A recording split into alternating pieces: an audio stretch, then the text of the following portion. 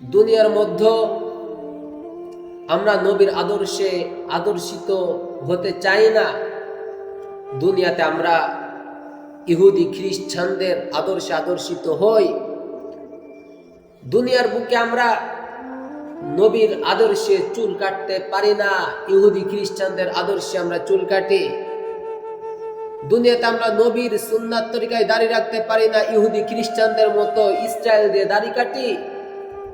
দুনিয়াতে আমরা নবীর সুন্নাত তরিকার জামা গায়ে দিতে পারি না, ইহুদি খ্রিস্টানদের তারা যে জামা পছন্দ করে, তারা যে প্যান্ট পছন্দ করে, আমরা সেইটা পছন্দ করি।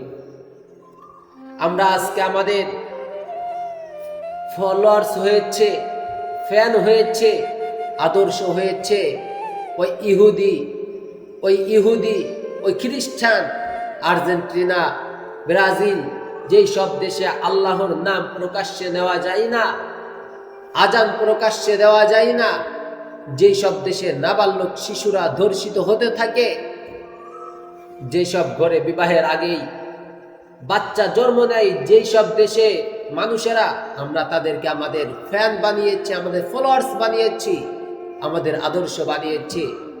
শুনে নাও যুবক, ওই সব ইহুদি, ওই সব খ্রিস্টানেরা তারা জাহান্নামে যাবে, সাথে তোমাকেও জাহান্নামে নিয়ে যাবে। কাল কিয়ামতের ময়দানে যখন দেখবা যে তুমি তার সাথে জাহান্নামে যাইতেছো, তখন তুমি বলবা, আহারে দুনিয়াতে যদি তার সাথে আমি না মিশে, যদি আমি কোনো আলেমের সাথে যদি সম্পর্ক করতাম, কোনো মসজিদের ইমামের সাথে সম্পর্ক করতাম, কোনো মাদ্রাসার শিক্ষকের সাথে সম্পর্ক করতাম, কোনো তালবে ইলমের সাথে সম্পর্ক করতাম, আজকে আমার ওই ইহুদি খ্রিস্টানদের সাথে জাহান্নামে যাওয়া লাগতো না, আজকে এই আলেমদের সাথে জান্নাতে যেতে পারতাম। কিন্তু সেদিন আফসোস করে লাভ হবে না। আজকে আমাদের সমাজে দেখা যায় অধিকাংশ যুবকদের কাছে যখন মসজিদ, মাদ্রাসা বা এতিমখানা বা একটা গরিব দুঃখী মানুষের জন্য সাহায্য চাওয়া হয়, তখন তারা দিতে পারে না। কিন্তু মাইলের পর মাইল আর্জেন্টিনাদের পতাকা, ব্রাজিলের পতাকা, ইহুদি খ্রিস্টানদের পতাকা টানায় টানায় ঘরের মধ্যে ভরে রাখছে। আর্জেন্টিনার আর ব্রাজিল তারা আমার আদর্শ হয়ে গেল। যারা প্রস্রাব করে পানি নেন না, তারা আমার আদর্শের লোক। যারা হারাম খায়, তারা আমার আদর্শের লোক। খেলা হয় সেই সব দেশে, লাফাও তুমি বাংলাদেশে। ওই সব দেশে খেলা হয়, ওই খেলা নিয়ে বাংলাদেশে আপন ভাইয়ে ভাইয়ে মারামারি। মায়ের সাথে সন্তানের সম্পর্ক ছিন্ন হয়ে যাইতেছে, বাবার সাথে সন্তানের সম্পর্ক ছিন্ন হয়ে যাইতেছে ওই আর্জেন্টিনা আর ব্রাজিলের জন্য। তোমাদের আদর্শ যদি ওরা হয়, তাহলে আমাদের আদর্শ তো মুহাম্মদ আরবি সাল্লাল্লাহু আলাইহি ওয়াসাল্লাম।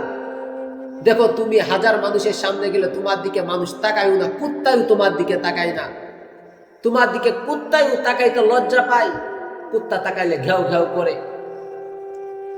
আর আমরা যদি সমাজে চলাফেরা করি, রাস্তাঘাটে বের হই, বাজারেও যাই, চার দোকানে গেলে চার দোকানের টিভি বন্ধ করে দেয়।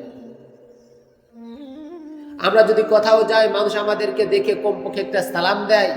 কিসের কারণে? আমার ব্যক্তিগত কোনো কারণ? চেহারা সুন্দর সেই জন্য? নাকি আমার মধ্যে নবীর আদর্শ আছে সেই জন্য, আল্লাহর কোরআন আছে সেই জন্য?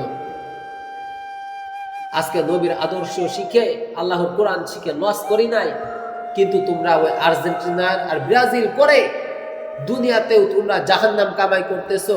আবার মৃত্যুর সাথে সাথে তোমার কবরটাও হবে জাহান্নামের গাড়া। কারণ তুমি তো মহব্বতই করেছো ইহুদি খ্রিস্টানদের, যারা আল্লাহ মানে না, আল্লাহ চিনে না, নবী চিনে না, নবীর আদর্শ চিনে না। তাদেরকে তুমি ফ্যান বানাইলা, তাদেরকে তুমি ফলোয়ার্স বানাইলা, তো তাদের সাথেই তুমি জাহান্নামে যাবা। এই সমাজের মধ্যে অহরহর যুবক আছে যারা আর্জেন্টিনা আর ব্রাজিলের জন্য খুব পাগল। আরে ভাই, তুমি তার কাছে যাইতে পারবা? যাইতে পারবা না, ছুঁইতে পারবা না, ধরতে পারবা না, তুমি তার জন্য বড়ই পাগল। আল্লাহ পাক রব্বুল আলামিন আমাদেরকে এই বেহায়া বুদ্ধি থেকে বাঁচার তৌফিক দান করেন। আল্লাহ পাক রব্বুল আলামিন আমাদের যুবকদেরকে হিদায়াত দান করেন। সকলে বলে আমিন।